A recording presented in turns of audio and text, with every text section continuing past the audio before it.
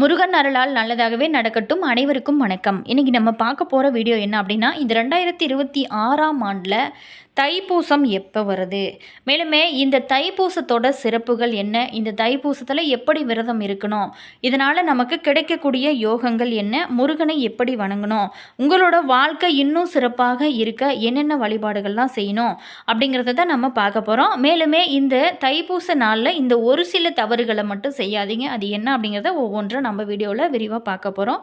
Video பார்த்திங்களா உங்களுக்கு ரொம்ப யூஸ்ஃபுல்லாக இருக்கும். வீடியோவை ஸ்கிப் பண்ணாமல் முழுமையாக பாருங்கள். முருகப்பெருமானின் அருளை பெறுவதற்கு மிக மிக முக்கியமான விரத நாட்களில் ஒன்று தான் இந்த தைப்பூசங்க. இது தை மாதத்தில் வரும் இந்த நாளில் விரதம் இருந்து வழிபட்டாலே முருகப்பெருமானின் அருளானது நிச்சயமாக கிடைக்கும். குறிப்பாகவே இந்த நாளில் வேல் வழிபாடு செய்வது ரொம்ப ரொம்ப விசேஷமானது. தைப்பூச திருநாள் ஏன் இத்தனை சிறப்புமிக்கதாக இருக்குது, இந்த நாளில் விரதம் இருந்தால் என்னென்ன பலன்கள்லாம் கிடைக்கும் அப்படிங்கிறத நம்ம விரிவாக பார்க்க போகிறோம். முருகப்பெருமானுக்கு உரிய மிக மிக முக்கியமான வழிபாட்டு தினங்களில் ஒன்று தான் இந்த தைப்பூசம். தை மாதத்தில் வரக்கூடிய பூசம் நட்சத்திரமும் பௌர்ணமியும் இணைந்து வரும் நாளை தான் நம்ம தைப்பூச திருநாளாக கொண்டாடுறோம். இது தீமை நன்மை வெற்றி கொண்ட ஒரு நாளாக கொண்டாடப்படுதுங்க. உலகம் முழுவதிலுமே இருக்கக்கூடிய முருக பக்தர்கள் இந்த நாளில் விரதம் இருந்து பக்தியோட தங்களோட வேண்டுதலை நிறைவேற்றுவது வழக்கமாக இருக்குது. மேலுமே இந்தியா மட்டுமின்றி மலேசியா, சிங்கப்பூர், இலங்கை, அமெரிக்கா, கனடா உள்ளிட்ட பல நாடுகளிலுமே இருக்கக்கூடிய முருக பக்தர்கள் இந்த நாளில் விழா எடுத்து கொண்டாடப்படுவது வழக்கமாகவே இருக்குங்க. மேலுமே இதோட ஸ்பெஷல் என்ன அப்படிங்கிறதையும் பார்ப்போம். வீடியோவை ஸ்கிப் பண்ணாமல் முழுமையாக பாருங்கள். வீடியோ பிடிச்சிருந்தா லைக் பண்ணுங்கள், கமெண்ட் பண்ணுங்கள், ஷேர் பண்ணுங்கள். நீங்கள் இன்னும் இனியவள் உற்சாகம் சேனலை சப்ஸ்கிரைப் பண்ணலன்னா சப்ஸ்கிரைப் பண்ணிக்கோங்க. கூடவே இருக்க பெல் பட்டனையுமே ப்ரெஸ் பண்ணிக்கோங்க. வாங்க வீடியோக்குள்ளே போகலாம். மேலுமே புராண கதைகளின்படி முருகப்பெருமான் தேவர்களோட சேனாதிபதியாக கருதப்படுறாரு. சூரபத்மனை வதம் செய்வதற்காக அன்னை பார்வதி கிட்ட இருந்து முருகப்பெருமான் வேல் வாங்கிய தினமாக இந்த தைப்பூச திருநாளானது கொண்டாடப்பட இருக்கு. முருகப்பெருமானின் திருக்கையில் இருக்கக்கூடிய வேல் ஞானத்தின் வடிவமாக இருக்குங்க. இந்த பிரம்ம ஞானத்தின் அடையாளமாகவும் சொல்லப்படுது. உலகத்தை தீய சக்தி கிட்ட இருந்து காத்து அனைவருக்கும் நன்மைகளை வழங்குவதாக பார்வதி தேவி வேல் அப்படிங்கிற ஒரு ஆயுதத்தை முருகப்பெருமானுக்கு அளித்ததாக சொல்லப்படுது. மேலுமே இதனால தான் இந்த தைப்பூச திருநாள் இன்னைக்கு விரதம் இருந்து முருகப்பெருமான பக்தியோடு வழிபட்டாலே கெட்ட கருமாக்கள் அனைத்துமே அழிந்து வாழ்க்கையே நம்மளோட வாழ்க்கை சிறப்பாக மாறும், நன்மைகளுமே அதிகரிக்கும் அப்படின்னு சொல்லப்படுது. தைப்பூசத்தில் முருகரோட அருளை பெற வேணும் அப்படிங்கிறதுக்காக சில பேர் பார்த்திங்களா 48 நாட்களும், சில பேர் ஒரு மாதமும் விரதம் இருப்பது இருக்குது. முடியாதவங்க தைப்பூசம் இன்னைக்கு மட்டும் விரதம் இருந்து முருகப்பெருமானை வழிபடுவாங்க. தைப்பூசம் இன்னைக்கு காவடி எடுத்தோம், பால்குடம் சுமந்தோம், அழகு குத்தியுடன் பாத யாத்திரையாக சென்று முருக பக்தர்கள் தங்களோட வேண்டுதல்கள் அனைத்துமே நிறைவேற்றுவது வழக்கமாகவே இருக்குது. ஏதாவது ஒரு வேண்டுதல் வைத்து தைப்பூசம் இன்னைக்கு முருகனுக்கு விரதம் இருந்தாலே அது நிச்சயமாக நிறைவேறும் அப்படிங்கிறது காலங்காலமாகவே இருந்துட்டு வர ஒரு நம்பிக்கை. அப்படி வேண்டுதல் நிறைவேறியவங்க முருகனுக்கு பால்குடம் ஏந்தி சென்று அந்த பாலால் அபிஷேகம் முருகப்பெருமானுக்கு செஞ்சு வழிபடுவாங்க. தைப்பூசம் இன்னைக்கு நீங்கள் காலை முதல் உபவாசமாக இருந்து விரதம் இருக்கலாம். முடியாதவங்க பால் பழம் மட்டும் விரதத்தை சாப்பிட்டு நீங்கள் விரதம் இருக்கலாம். முருகரோட பாடல்களை பாடியும் முருக மந்திரங்களையும் மனதார சொல்லியும் நீங்கள் வழிபடலாம்.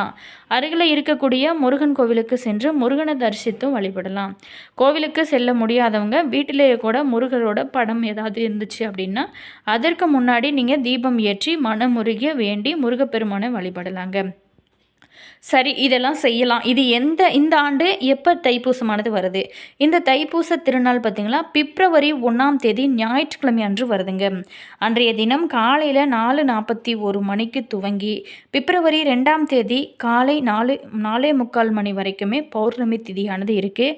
அதே போல் தாங்க பிப்ரவரி 1ஆம் தேதி இன்னைக்கு அதிகாலை 1:54 மணிக்கு துவங்கி பிப்ரவரி 2ஆம் தேதி அதிகாலை 1 மணி வரைக்குமே பூசம் நட்சத்திரமானது இருக்குது.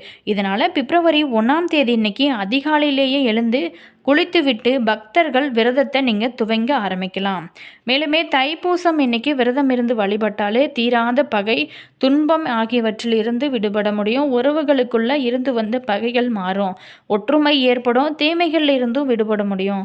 முருகப்பெருமாரோட அருளும் பாதுகாப்பும் எப்போதுமே எங்களுக்கு கிடைக்கணும் அப்படின்னு நினச்சிங்கன்னா கண்டிப்பாக முருகனுக்காக விரதம் இருங்க. உங்களுடைய வாழ்க்கையில் நல்ல ஒரு மாற்றத்தையும் நல்ல ஒரு ஏற்றத்தையுமே பெற முடியும்.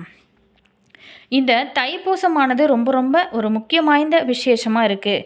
தை மாதத்தில் பல விசேஷங்கள் இருந்தால் கூட உலகமே கொண்டாடக்கூடிய ஒரு முக்கியமான விழாவாக இருக்குது. முருகப்பெருமானை கொண்டாடும் விசேஷ நாட்களில் தைப்பூசமானது பல சிறப்புகளை கொண்டு இருக்குங்க. உலகம் முழுவதுமே இருக்கக்கூடிய முருக பக்தர்களால் கோலாகலமாக கொண்டாடப்படும் ஒரு விரத நாள் தாங்க இந்த தைப்பூச திருநாள். தைப்பூச திருவிழாவின் போது ஏராளமான பக்தர்கள் பார்த்திங்களா பால் குடம் எடுத்து அலகு குத்துவது, காவடி ஏந்தி வருவது போன்ற பல்வேறு விதமான நேர்த்தி கடன்களை நிறைவேற்றுவாங்க.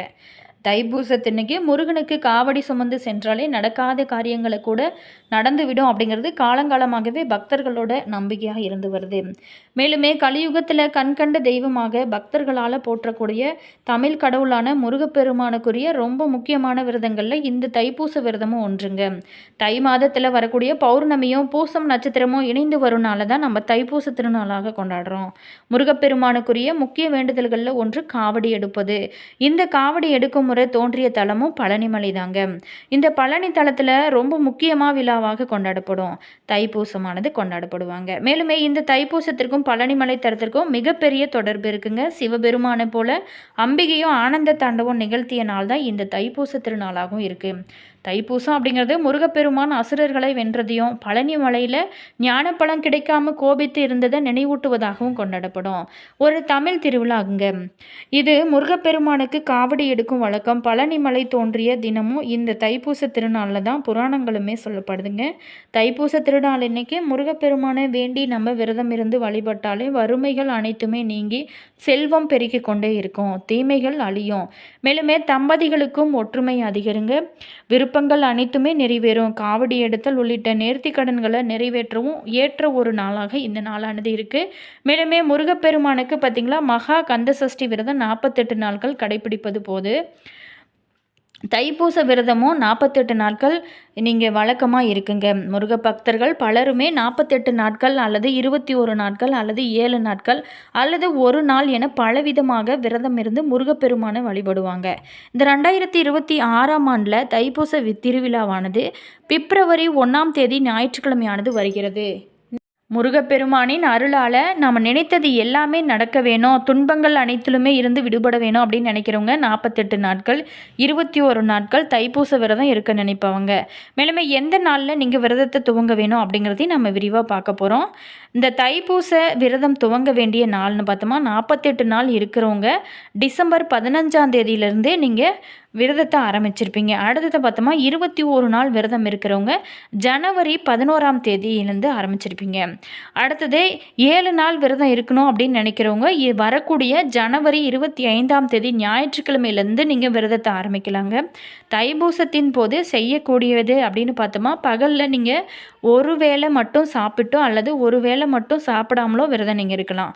முடியாதவங்க பால் பழம் இந்த மாதிரி ஏதாவது சைவமாக நீங்கள் சாப்பிட்டு விரதம் இருக்க ஆரம்பிக்கலாம். விரதத்தின் போது முக்கியமாக பகலில் தூங்கக்கூடாதுங்க. அந்த டைமில் காலை மாலை என இருவேளையுமே குளித்து விட்டு முருகப்பெருமானோட திருநாமங்களை உச்சரிப்பது ரொம்ப நல்லது. அதே மாதிரி வீட்டில் இருக்கக்கூடிய படங்களில் நீங்கள் முருகப்பெருமானின் திருவுருவ படம் ஏதாவது இருந்துச்சு அப்படின்னா அதற்கு தினமுமே பூக்களால் அர்ச்சனை செய்து மஞ்சள் குங்குமம் சந்தனம் இதெல்லாம் வைத்து நீங்கள் தீப தூப ஆராதனை காட்டி தினமுமே பூசை செய்வது ரொம்ப ரொம்ப நல்லது. விரதத்தின் போது மனதை தூய்மையாக வைத்திருப்பதும் அவசியங்க.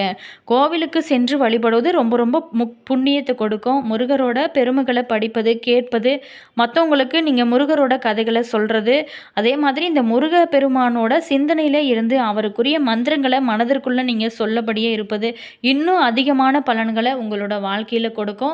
மேலுமே நீங்கள் நினைத்தது எல்லாமே நடக்க வேணும் அப்படின்னு நினைக்கிறவங்க முக்கியமாக இந்த விஷயங்கள்லாம் சரியாக பயன்படுத்துங்க. உங்களோட வாழ்க்கையில் நல்ல ஒரு மாற்றமும் நல்ல ஒரு ஏற்றமும் கிடைக்கும். முருகப்பெருமானோட அருளை வேண்டி நீங்கள் நினைத்தது எல்லாமே நிறைவேற நாங்களுமே முருகப்பெருமானிடம் பிரார்த்தனை செய்கிறேங்க. வீடியோ பிடிச்சிருந்தா லைக் பண்ணுங்கள், கமெண்ட் பண்ணுங்கள், ஷேர் பண்ணுங்கள். நீங்கள் இன்னும் இனியவள் உற்சாகம் சேனலை சப்ஸ்கிரைப் பண்ணாமல் இருந்தீங்களா சப்ஸ்கிரைப் பண்ணிக்கோங்க. கூடவே இருக்க பெல் பட்டனையுமே ப்ரெஸ் பண்ணிக்கோங்க. அப்போ தான் நாங்கள் போடுற ஒவ்வொரு வீடியோஸுமே உடனுக்குடன் நோட்டிஃபிகேஷனாக வந்து சென்றடையும். அதே மாதிரி மறக்காமல் உங்களோட கமெண்ட்ஸ் என்ன அப்படிங்கிறத கமெண்ட் பாக்ஸ் செக்ஷனில் சொல்லுங்கள். அதே மாதிரி உங்களுக்கு ஜோதிட ரீதியாக ஏதாவது சந்தேகங்கள் இருந்துச்சு அப்படின்னு நினச்சிங்களா, இந்த வீடியோவுக்கும் கீழே டிஸ்கிரிப்ஷனில் ஜோதிடரோட வாட்ஸ்அப் நம்பர் கொடுத்துருக்கோம். அந்த நம்பருக்கு நீங்கள் கால் பண்ணி பேசுனீங்க அப்படின்னா உங்களுடைய பிரச்சனைகளுக்கு நல்ல ஒரு தீர்வு கிடைக்கும். மேலுமே உங்களுடைய கமெண்ட்ஸை மறக்காமல் கருத்துக்களை சொல்லுங்கள். அதே மாதிரி நீங்கள் 48 நாள் விரதம் இருக்க போகிறீங்களா, அல்லது 7 நாள் விரதம் இருக்க போகிறீங்களா, அல்லது தைப்பூசம் இன்னைக்கு ஒரு நாள் மட்டுமாவது விரதம் இருக்க போகிறீங்களா அப்படிங்கிறத எங்கள் கூட ஷேர் பண்ணிக்கோங்க. மேலுமே முருகப்பெருமான் அருளால் நீங்கள் நினைத்தது எல்லாமே நடக்கணும்.